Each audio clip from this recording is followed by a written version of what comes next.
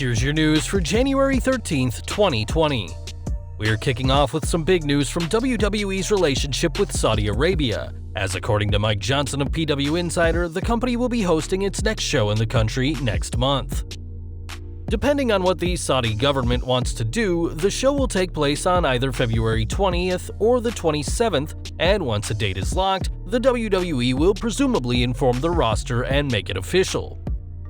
Both of these choices are on a Thursday, meaning that WWE will have to rush home after the show to make it to Friday's SmackDown in Boston, and will have to make sure to not run into any alleged mechanical issues like what happened after Crown Jewel 2019.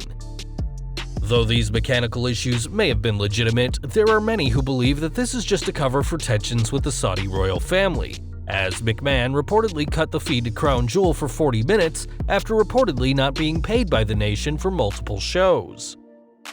Though we can't confirm or deny that that happened, it's been reported that Vince McMahon reinstated the feed shortly after receiving a huge payout by the Saudi Sports Authority, implying that missing payments was the reason for the cut. Several superstars said privately after the so-called mechanical issues that they weren't planning on going back, and given the recent problems over in the Middle East, specifically in Iran, it's no wonder that even more superstars will be hesitant to fly over. This is hardly the first time that WWE's deal with the Kingdom of Saudi Arabia has come under scrutiny, as when the first show was held in April 2018, the refusal to allow any female performers conflicted with the WWE's Women's Evolution. In November 2018, the company decided to carry on with its Crown Jewel event after the murder of U.S. journalist Jamal Khashoggi, who was allegedly killed at the request of Saudi royal prince Mohammed bin Salman, who has worked closely with WWE to bring wrestling to the country. With that said, the WWE shouldn't have any issues finding talent willing to go, because the Saudi shows have a very nice paycheck to them thanks to the deal with the Middle East nation. This February show will be the 5th WWE event hosted there after 2018's Greatest Royal Rumble and Crown Jewel and 2019's Super Showdown and Crown Jewel shows. After last year's travel issues, WWE put out a statement on their corporate website confirming that more shows will be added to the calendar. It reads, "Following the historic Crown Jewel event in Riyadh, WWE and the Saudi General Entertainment Authority have expanded their live event partnership through 2027 to include a second annual large-scale event. WWE and GEA also continue to work towards the completion of a media agreement in the MENA region.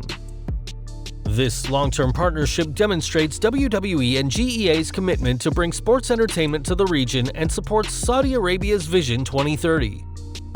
Though the deal may not have gone down with fans, the shows certainly have been profitable, so expect them to continue for many, many years." We're heading back to the good old US of A now, and we have some results from a live event in Dayton, Ohio. At the show, Braun Strowman and the SmackDown Tag Champs The New Day defeated Intercontinental Champion Shinsuke Nakamura and The Revival. Kevin Owens and Samoa Joe defeated the AOP via DQ, while The Fiend proved himself to be the last man standing when he retained his Universal title against The Miz. Randy Orton was able to get a victory over AJ Styles in what was described as a surprisingly good match. Roman Reigns defeated King Corbin in a loser eats dog food match, though post-match the King of the Ring was unsurprisingly hesitant to live up to the stipulation. Attacking Reigns after the bell, Corbin nearly made the former Universal Champion eat the food himself, but after a low blow by the big dog, Corbin was forced to eat the disgusting meal in an act of pure humiliation. Though Kevin Owens and Samoa Joe got the DQ win at the show, they won't have much time to celebrate, as this Monday they'll team with the Big Show to face the AOP and Seth Rollins in the first ever WWE fist fight. We're not quite sure what the rules of the match are, and neither are the participants, as Kevin Owens has made it clear that he's unclear as well.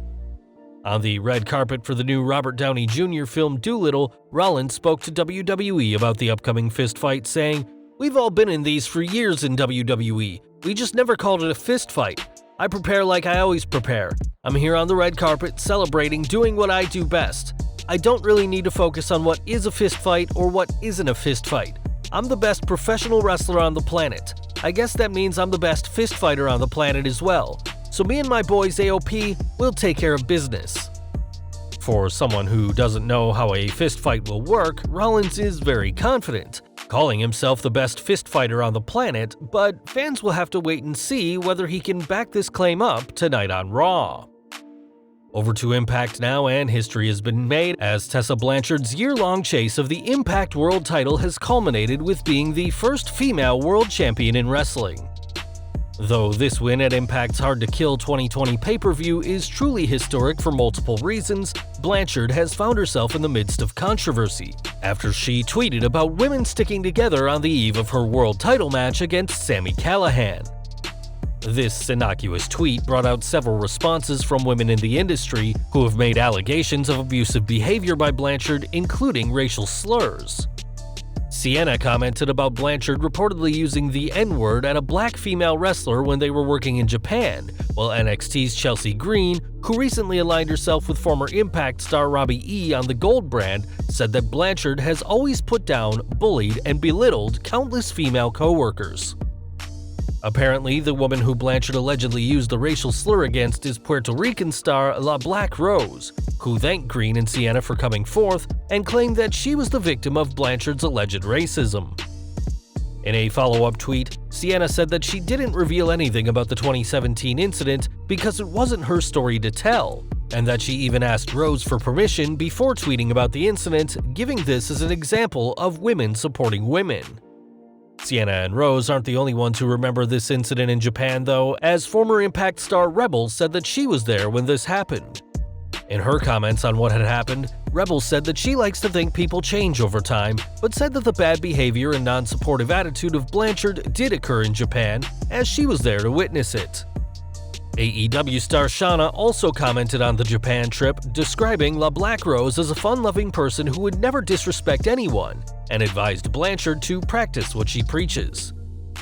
Renee Michelle, who WWE fans will remember for her time in the Mae Young Classic, as well as her adventures over the 24/7 title with real-life husband Drake Maverick, also spoke about the incident, saying that La Black Rose made her promise not to say anything, as Rose feared she would be blackballed for speaking out against another star.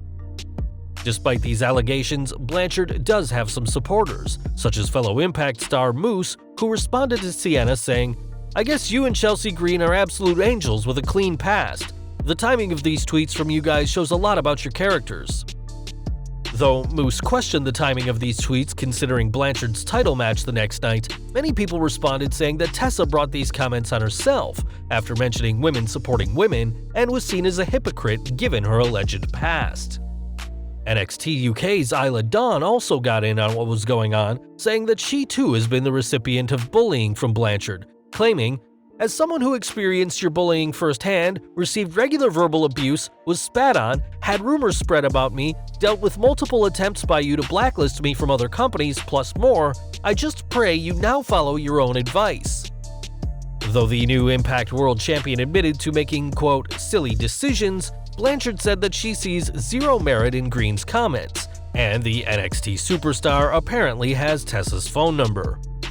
These allegations have already caused Blanchard to lose work since they came out, as Heavy Metal Wrestling issued a short statement on Twitter revealing that the Impact World Champion has been removed from their January 24th Cease and Destroy event in San Antonio, Texas, where she was supposed to face Roxy. The statement reads, "Tessa Blanchard has been removed from our scheduled event on January 24th, 2020. We take these allegations levied against her very seriously. An updated card will be released shortly. For refund information, please contact Walt at heavymetalwrestling.com. We should stress that even with multiple aligning stories, that these allegations against Blanchard are still allegations, though this is probably the worst way that the second-generation star could have started her World Championship reign. Given everything that is happening with her, it'll be interesting to see just how long Tessa's reign as World Champion will be, as the company needs to figure out a way to keep presenting Blanchard as the plucky underdog babyface despite everything that's been said about her on social media.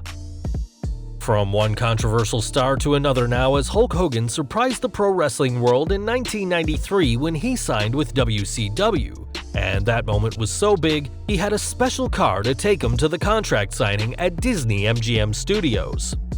After years of sitting in one of Hogan's beach shops, the Hulkster Viper has now found a new owner, after selling the car for $75,000 at auction, practically a bargain considering the significance of the automobile. The proceeds of the auction were given to 50 Legs, a charity that provides prosthetics and care to amputees who would not be able to afford the procedure otherwise.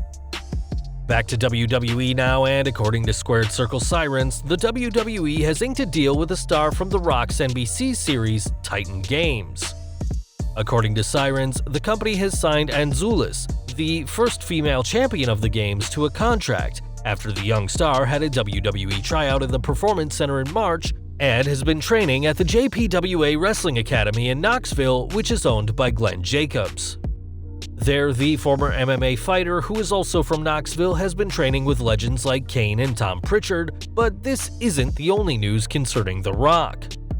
In addition to the big news about Anzulis, it looks like fans are about to find out a lot more about the People's Champion thanks to NBC.